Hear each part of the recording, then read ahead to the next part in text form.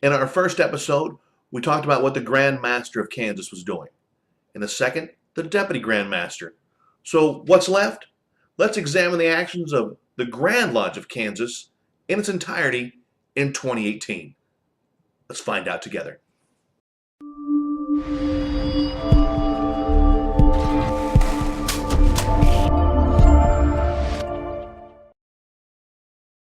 Welcome back to Squarely on the Level. I'm Daren Kellerman, working in association with the Grand Lodge of Kansas. This week, we're going to do a review of 2018. First thing out, take just 2 seconds, reach down, take your thumb in a plumb bob position, hit that like button if you like what you've been seeing, and while you're there, just turn it on over into that level position and hit the subscribe button and hit the notification button as well. That way, you're automatically notified every time we upload new content. Now, we're just coming out of the holiday season, but we need to do some catch up. From our very first episode, we talked about what the Grand Master was going to be doing on Friday, December 21st. He was going down to the Kansas Masonic Home and with the Deputy Grand Master and going to visit with the residents and kick off the holiday season with them. Had a great turnout. I did talk to the Grand Master afterwards, and he was with the Deputy Grand Master, and I asked him how things went and how it all actually came about. Hey Darren, thanks for asking. This was an idea, one of those ideas that just comes up spur of the moment.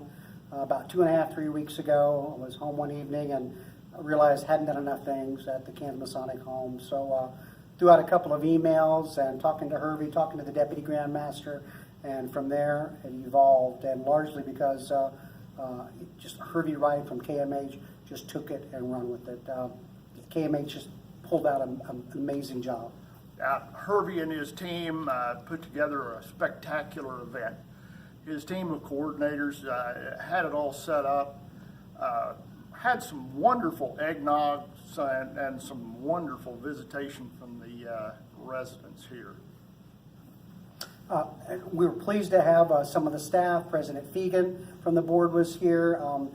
Past masters from around Wichita, as far north as Salina. It was an amazing event. Just all in all, great event, well attended, and our main goal was to get people to realize what we have here at the Kansas Masonic Home, and I think we accomplished that. So look for more events to come out of the home in the near future. Thank you, Grand Master Talbot, Deputy Grand Master Morrow, for taking time out of your schedule to share with us some of those behind-the-scenes details of how an event occurs. And sometimes it just happens just like that, just on the fly, and a great event comes together. This isn't the first time the Grand Lodge has done stuff at KMH, or Kansas Masonic Home as most of us know it. We've had orientations and trainings, seminars there in the past, but the Grand Master and the Council of Administration trying to utilize that great, beautiful resource here in Wichita for more and more events. So keep an eye on that. And if you're in Wichita and want to see what your Kansas Masonic Home is all about, stop in. As for Hervey, he's a brother. He'll give you a private tour. It's awesome. Tons of stuff going on there. So now that we just covered what just happened, let's go back to closer to the beginning of 2018. A lot of times as Freemasons, or especially as the Grand Lodge, we just kind of go past things and never revisit where we came from. And for a group that's really proud of their history, sometimes we need to look back and go, oh yeah, we used to do it that way, and where we're at now is a lot better. So in March, Grand Master Presley steps aside, Grand Master Talbot installed. Seamless transition. That's the way it works here in Kansas. Other jurisdictions, I hope you're as fortunate as we are in Kansas. The only thing that really changes is the name on the door and the name on the letterhead for us. Programs coming all the time. There's not a Grand Master program. It's a Grand Lodge program.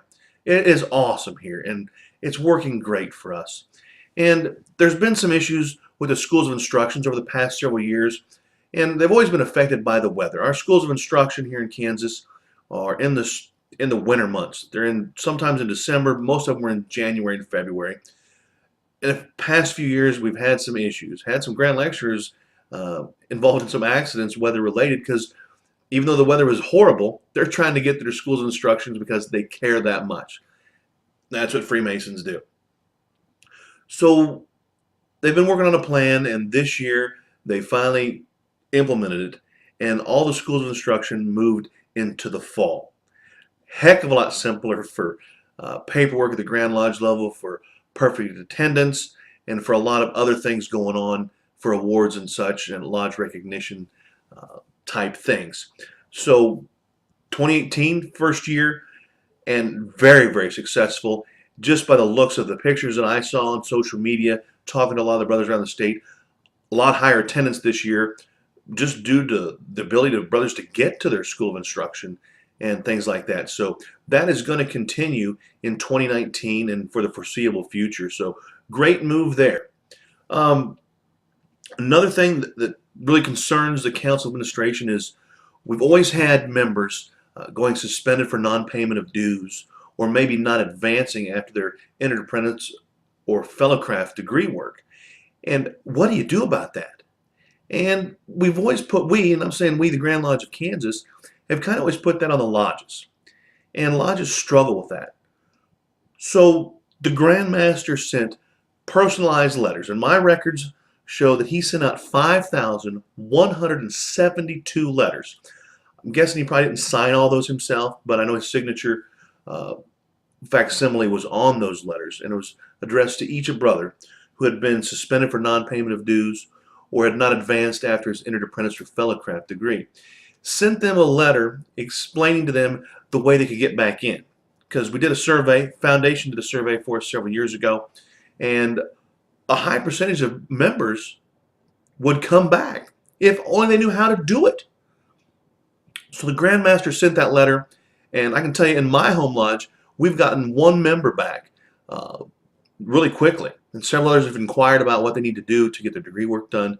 So just from my little lodge of less than 100 members, the Grand Master's actions or the council's actions have resulted in my lodge getting back one member.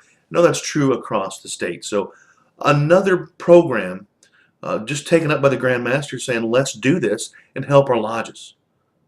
Unbelievable. Now, when I say unbelievable, it's not that I mean unbelievable. It's unbelievable that a Grand Master would do those things himself. In my travels over the years, I've met with a lot of brothers, and they've expressed their frustrations that they have at the lodge level, at the Grand Lodge level. And a lot of it stems from they have a problem and they're not getting a solution or options of how to solve their problem.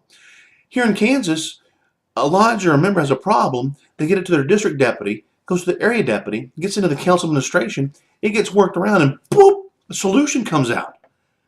The Grand Master, looking at my records here, he has 6 lodge dedications this year that have 100-year or 150-year dedications.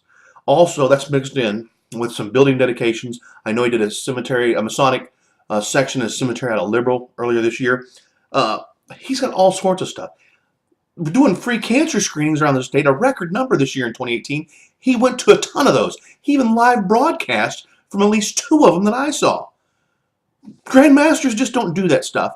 And then he himself made sure that over 5,000 letters went to individual brothers because lodges didn't know how to reach out, or something happened there. 5,000 plus letters. And I know for a fact that the Grand Masters communicated with a great percentage of them personally through email or by telephone. And I know for a fact the Grand Master has gotten at least 5 guys back into lodges that were previously suspended for non-payment of dues. The High Grand Master did that. In a lot of jurisdictions, the Grand Master couldn't be bothered by something like that. Here in Kansas, we don't just say we're Freemasons on the level, we demonstrate it every day, from the top down. That's the way leadership works. Some of the other stuff that's been going on in 2018, we've tried to step up our social media presence a little bit. Maybe not in frequency of posts necessarily, though that does happen as we get closer to some Grand Lodge events. But in some of the things we're doing, we've started trying to do more live broadcasts from events, because one of the complaints or responses we hear to a lot of things is just because of the vastness of our state, brothers can't travel to see different events. So if we can capture those either live or record them and rebroadcast them, that allows more members to share in that experience, as well as the public that might not get to see these ceremonies otherwise.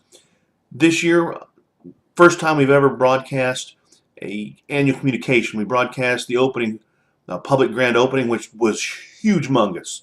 Total shocker. Had a great live following, and that video still available on a Facebook page. Continues to receive quite a few views. We did part of the installation ceremony, did the award ceremony. Plan to do that again in 2019. But have increased our social media presence across the board. We're going to talk about that in a future episode because there's some stuff we're going to need your help on for Grand Lodge of Kansas social media. And you can have a big impact on that because I need your help with that. Grand Lodge needs your help with that. And your brothers are going to need your help with that. So we'll talk about that maybe next week. So one of the biggest things to happen in 2018 was the fulfilling of a request that probably the most frequent request that Grand Lodge of Kansas gets. Bring a Grand Lodge event to Wichita. We hear it all the time. And we've been trying since before 2015.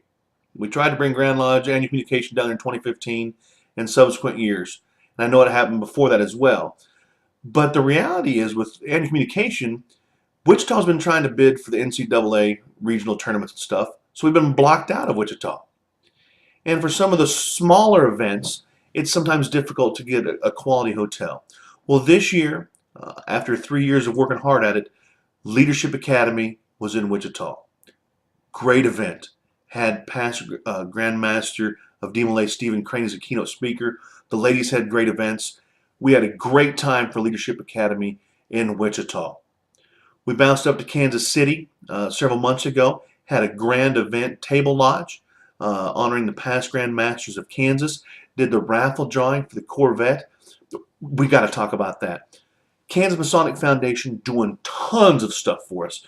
We're going to get with Bob Shively of the foundation in a future episode so he can give us all the details, update us on the programs, maybe get in Dave Hendricks, tell us all what's going on at the foundation because there's so much going on there for lodges and communities affecting Kansas citizens, whether you're Freemason or not. So much stuff. This year, over $200,000 returned to Kansas lodges and their communities just off raffle ticket sales for that 1960 Corvette convertible. $200,000. That's crazy money just for selling raffle tickets. 75% comes back. As much as this pains me, excuse me, as you can tell, I'm clicking and clacking this week. Everybody's got that little something going on. I've got it, but you guys want this, so I'm bringing it to you. Goodland Lodge, 3 years in a row, has been the top selling lodge. What are they doing? So let's call up our guy out there, Lincoln Wilson. Lincoln, what's going on in Goodland with these raffle ticket sales? Hello, Brother Daren. First, on behalf of the Goodland Masonic Lodge, thank you for reaching out to the dominant leaders in the Grand Lodge of Kansas for raffle sales in the last 3 years. Bragging rights are important. But to address your question and hopefully provide some ideas to assist other interested lodges, your program, squarely level, let's keep it just that, on the level. There are 3 basic requirements necessary for success. First, buy-in. You must have the support of the majority of your lodge brothers to agree to participate. Although we are not a sales organization, the brothers must understand this is a sales venture. The community needs to understand the purchase of a raffle ticket will benefit their community by our support of various programs throughout their community. Next, planning. You must have a plan for success. Agree on a sales goal. Revisit your production markers every month to see that you're on track. Planning starts long before the vehicle is announced. It starts before your scheduled events. It starts before the end of your last event. Finally, invite the community in. To borrow a phrase from the Kansas Masonic Foundation Executive Director Robert Shively, let the community see and know you are doing good in and for the community. Thank each and every person in the community for giving you the opportunity to do something worthwhile for them. Brothers, take the credit. You are earning it. Our Goodland Lodge brothers are committed to serving our community and fulfilling our obligation. Thank you, brothers of Goodland. You rock. Brother Daren, squarely level, the humble brothers of Goodland Lodge 321, thank you. It's lonely at the top. We challenge other lodges to come join us here. The view's wonderful. From the top side of Kansas, thank you. Fraternally yours, Goodland Lodge 321, Lincoln Wilson. How was that for laying it out for you? A lot of lodges are wondering, how do they do it? It's simple. You heard the plan. They've done it 3 years in a row. They've knocked out some huge lodges. Actually, they've knocked out the biggest lodges in Kansas. Who's going to unseat Goodland this year? You heard how to do it. Guys, I know this episode's gone long, but I thought we had a lot of important information in there. If you liked what you saw, you want more of it, make sure you hit that like button, slide it on over, hit the subscribe button as well as the notifications button to get automatically notified of all our uploads. I want to say a special thank you to all those who subscribed this past week. More likes, more subscribers coming in. We really appreciate that.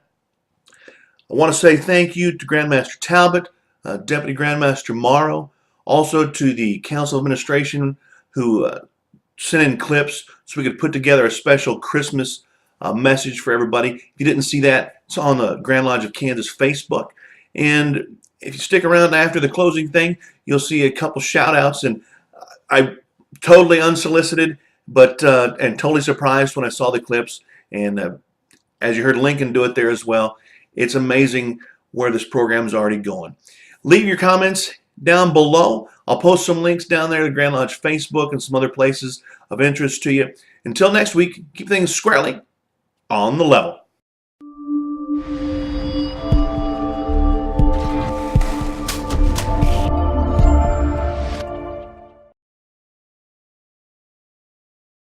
Oh, they're gonna kill me. The thing is, I don't have any of those booklets. The mentorship program, it rolled out at Leadership Academy, and letters were sent out to all the lodges along with the new booklets. And I was going to bring them for the episode, but we've already given them out. There's been a run on them. We got more at Grand Lodge. I just didn't have any for the episode today, and then I just totally, bam. But it's a great program. Get on the website. People can check it out, kansasmason.org. We wish you a very Merry Christmas and a Happy New Year. And remember, please always be safe and courteous to others. And don't drink and drive. Always wear your seatbelt. And always keep it squarely on the level. Thank you, brothers. So look for more events to come out of the home in the near future. Squarely on the level.